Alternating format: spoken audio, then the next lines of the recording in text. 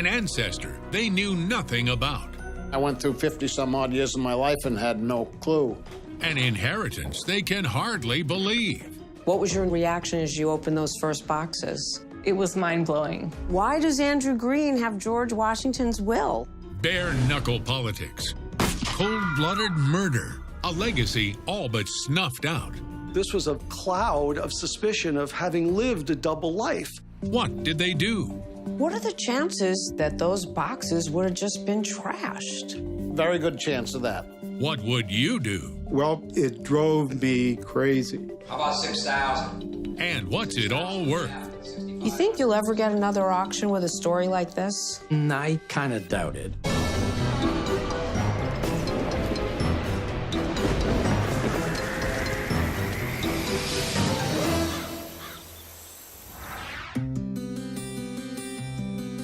I'm Jamie Colby, and today I'm in Kennebunkport, Maine. It's renowned as the Bush family summer haven and also for its succulent lobster. But this story has a cast of characters that are up and down the Atlantic seaboard. The heirs, they live here. A reclusive aunt from Massachusetts, and their gilded-aged ancestor once dubbed the father of Greater New York.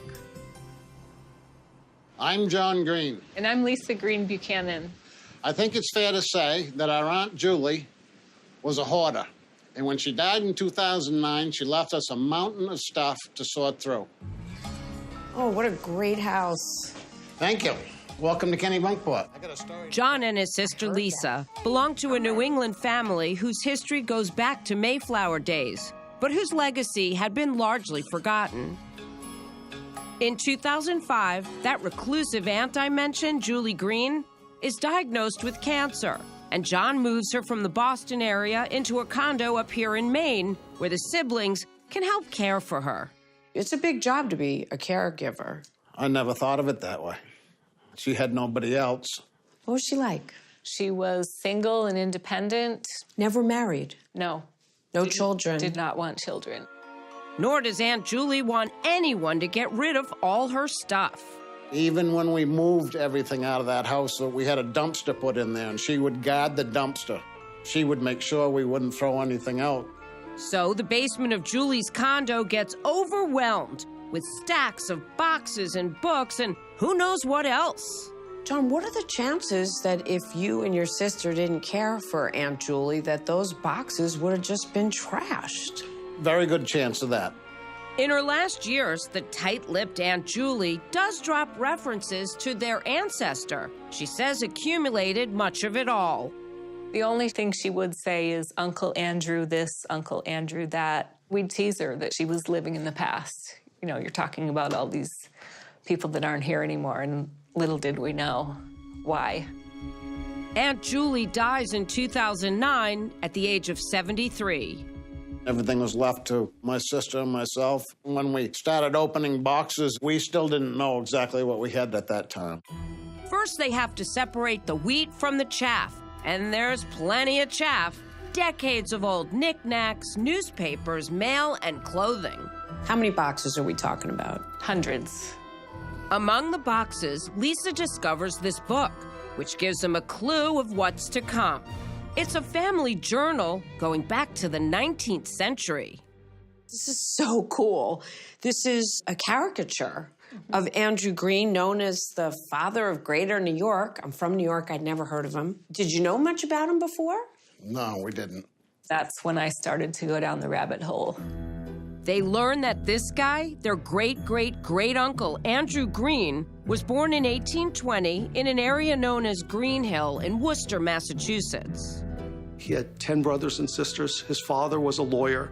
They were well off, but not rich. 300 miles south of Kennebunkport, here in Manhattan, historian Mike Michonne has pieced together the story of Lisa and John's ancestor and how he left his mark here in the Big Apple. And while there's no skyscraper, highway, or airport named after him, it turns out there really ought to be. He was largely responsible for creating the institutions that transformed New York into a world-class city. Mike explains that as a teenager, Andrew Green left Massachusetts and moved to New York City. He worked as a clerk at a dry goods operation, and eventually he decided to settle upon a career of law and came into contact with a up-and-coming lawyer by the name of Samuel Tilden. Tilden is making a fortune representing railroads. He's also becoming a big shot in New York politics. Greene's dealings with Tilden brought him into Democratic political circles, and soon he was involved in New York City civic affairs. Greene becomes Tilden's law partner and begins making a hefty salary. Instead of marriage and children, he's devoted to work. But when tough times befall his family up in Massachusetts, Andrew returns, temporarily, to Worcester to take charge. He's able to not just get the estate out of debt, but make it prosper as well. He became the patriarch of his family for the remainder of his life. Great shot. Is that the house? Andrew figures the family home could use some extra rooms. 42 to be exact. One of those rooms is a museum showing off artifacts from the Greene family's history. There was a museum in the home for the family, not for the public. And how do you know that? This book is the story of the family and Green Hill. Can I look? Sure. So this is the story of the home, 1754 to 1905. That's a lot of family history. Mm-hmm. Andrew's ready to make history himself, back in New York, by shaping it into a world-class metropolis. Among other jobs, he heads the commission that creates Central Park. Central Park, the Metropolitan Museum of Art, the American Museum of Natural History. Greene would be largely responsible for creating the Bronx Zoo, the New York Public Library. There's very little Greene doesn't touch during New York's Gilded Age.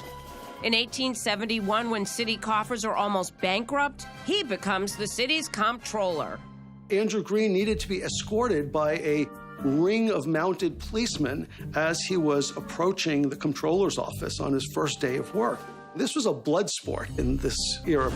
Greene exposes the shenanigans of New York's corrupt Democratic machine known as Tammany Hall and helps send the city's notorious boss, William Tweed, off to prison.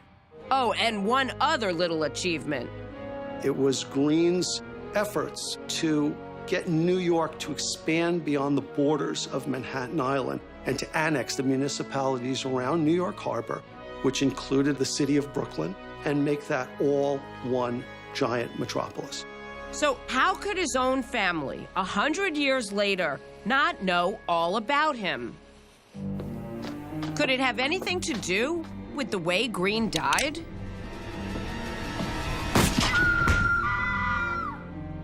That's next.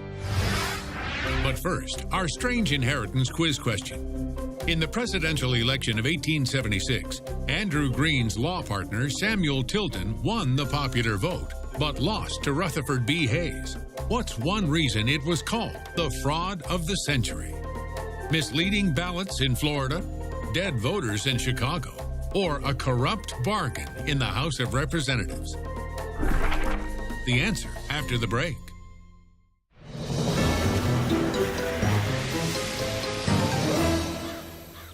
So what's one reason the 1876 presidential election was called the fraud of the century? It's A. Among other problems, Florida Democrats printed ballots showing Abraham Lincoln's face in an effort to trick freed slaves who couldn't read into voting Democratic. A special commission was set up to decide the contest, leading to the election of Hayes over Tilden. John Greene and his sister, Lisa Greene Buchanan, initially think their hoarder Aunt Julie has simply left them a big headache when she dies in July 2009. But among the hundreds of boxes that filled her basement, they uncover a 19th century journal that begins to open their eyes to the legacy of their great-great-great-uncle, Andrew Haswell Greene, a man Theodore Roosevelt nicknamed the father of Greater New York. Nobody told us the story. I went through 50-some-odd years of my life and had no clue how important he was. John comes to suspect that may be because of the scandals surrounding Greene's death in 1903. A man approached him and accused him of seeing his mistress and shot him in the back.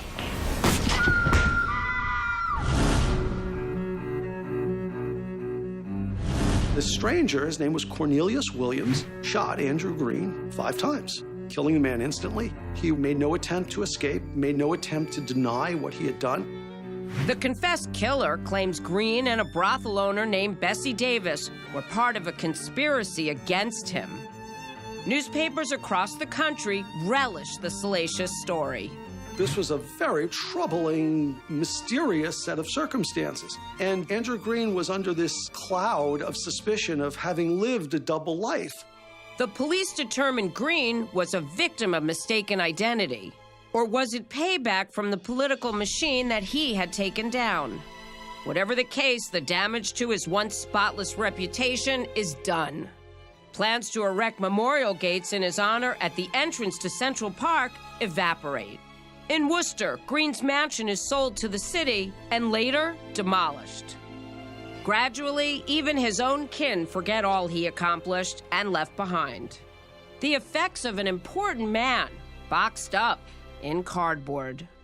They cleaned the mansion out, and my grandfather's father took possession of all these items, and then it went to my grandfather. They were passed on to Julie. And why Julie? She took care of my grandparents when they got elderly. When my grandparents moved into assisted living, Julie was the one that took them. And because John and Lisa take care of Aunt Julie in her dotage, she leaves them this strange inheritance. What was your reaction as you opened those first boxes? It was mind-blowing, really exciting. There's china, Tiffany silverware, coins, stamps, antique books, clothing, toys, and jewelry. And how many items are we talking about? Thousands.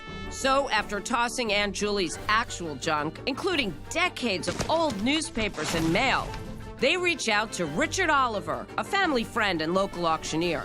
We knew there was enough value to get historians and people like Richard involved. I mean, my brother and I couldn't have settled this estate by ourselves. Indeed, Richard will need an entire team to go through all those boxes and catalog everything. I said, listen, John, you pay the expenses. I'll keep the buyer's premium. Do all your clients pay up front? Well, good part of the time, we take 20% or whatever it might be, and we pay the expenses. John agrees, but quickly learns he's taken a huge risk. Research gets expensive. Take this antique Hebrew prayer book from Andrew Green's massive library. To find out where it came from, Richard must run an ad in an antiques magazine. Somebody picked up on it, and I started getting calls from Israel and calls from all over the country. Another example, this silver cup with a wolf's head crest. It drove me crazy. I wasn't able to find out what the crest was. After much effort, historian Bill Routh, a member of the research team, figures out it was from a group called Wolf's Head. Sounds like a secret society. And in fact, it is. And it was. There's the third secret society at Yale. Fascinating stuff. But can the siblings expect a return on that kind of research? Did you ever say to Richard, I got your latest bill, and we're not going to do any more research until we sell some of this stuff? I didn't put it like that, but I questioned him. Are you sure we're discovering enough things of importance to pay this bill? And Richard being Richard, oh, yeah, don't worry about it. I told John I had calculated we ought to be able to do 600,000 without a problem. That's because his team has found plenty. Check out these letters, apparently given to Andrew Green as a gift, penned by Thomas Jefferson, James Madison, and James Monroe. Originals? Yes. What were the letters about? My favorite letter, James Monroe and James Madison were talking about this gentleman who happened to be Andrew Jackson. They were afraid that he might be the ruination of their careful plans to carry on their ideology with the American public. The next big find, this rare copy of George Washington's last will and testament, printed in 1800, right after Washington's death. At the time, we knew there were only 13 existing copies. Make that 14. It was in a plastic bag filled with other things, and it very well could have been thrown out without anybody ever knowing about it. By July 2010, John and Lisa's strange inheritance is cataloged and ready for sale. They've invested a year and a lot of money in it. How much had John spent getting ready for this big auction? It was around $225,000. Whoa. I hope we get enough out of this to pay for what we've discovered. Will they? Sold $11,000. That's next. Here's another quiz question for you. When Andrew Green was New York City's comptroller, the Brooklyn Bridge was partially financed by renting what? Apartments atop its towers, boat slips by its piers, or wine cellars at its base? The answer in a moment.